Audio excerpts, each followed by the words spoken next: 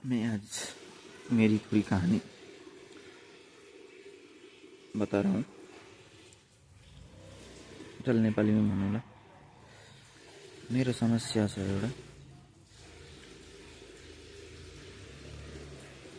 जुनले मलाई साह्रै तनाव दिन्छ। म लगातार मेरो दिनचर्यामा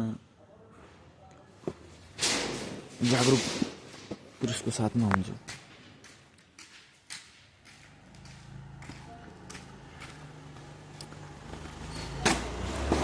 त मेरो स्ट्रेसको कारण, मेरो दुःखको कारण एउटै छ कि म दिनभर बुद्धको साथमा, कृष्णको साथमा, मेरो गुरुहरूको साथमा हुन्छु। जुन चिजलाई बुद्धले लात हान्छन्, जुन चिजलाई जागरुक पुरुषले लात हान्छ, त्यही जग्गामा म बसिरहेको छु, त्यही कामहरू गरेर। त्यो मेरो मजबुरी हो। तर मजबुरी जस्तो कुनै चिज हुँदैन, यो मेरो कृत्य हो र म यो दलदलबाट निस्किनै पर्छ। किन जुन चिज नगर्नु भन्ने भनेको छ र जुन चिज निन्दनीय छ, त्यही चिज म आज गरिरहेको छु।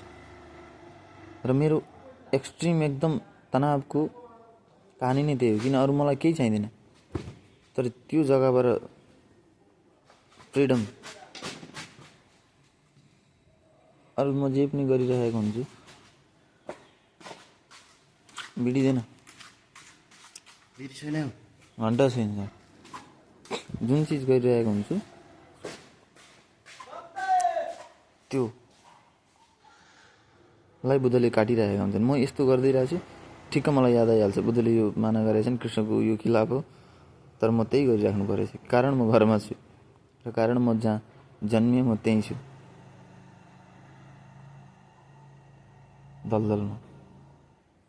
त्यस कारणले मेरो अरू कुनै पनि टेन्सन र स्ट्रेस छैन जीवनमा। कुरा मैले बुझिसकेको छु, तर खालि जुन नगर्नुपर्ने त्यसैमा म फँसिरहेको छु।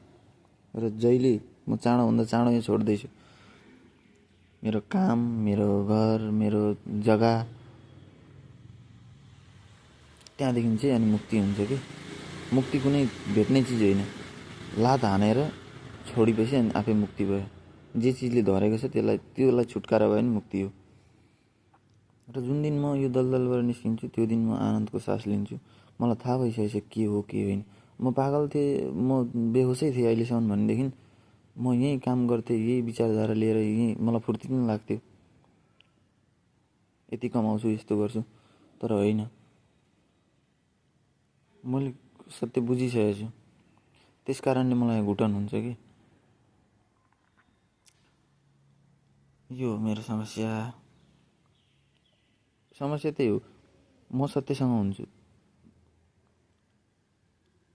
र म जुन ठाउँमा छु र मैले जे गर्दैछु त्यो असत्य हो।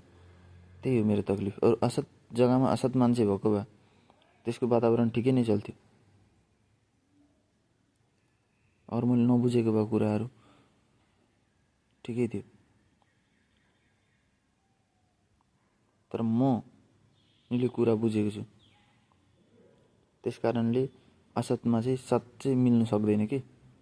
त्यस कारण मलाई तनाव हुन्छ। म चाहिँ चाहन्दिनँ, त्यो गर्नुलाई चाहिँ मलाई साह्रै गाह्रो लाग्छ।